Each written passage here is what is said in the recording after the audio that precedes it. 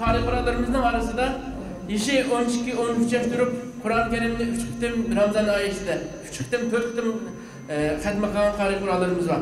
Ramazan yilida Kur'an-ı Kerim'ning tilovati Rasulullah'dan bizga qolgan miros.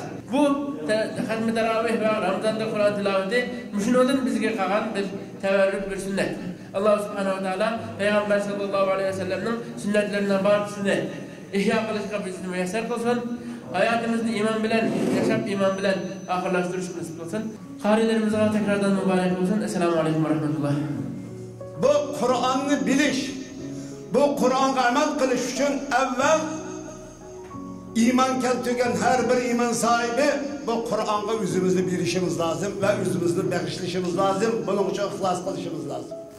Komünistler vatanimizde Kur'an-ı Kerim'ni çeklavatkan, o'quvchilarimizni, yoshlarimizni Qur'oni Karimdan yiroqlashtirayotgan, dinimizdan yiroqlashtirayotgan mushundaq bir kunda 130 dan jiq o'g'il qizninki Qur'oni Karimni Ramazonda xatm qilganligi bizning buyuk bir qalbimiz.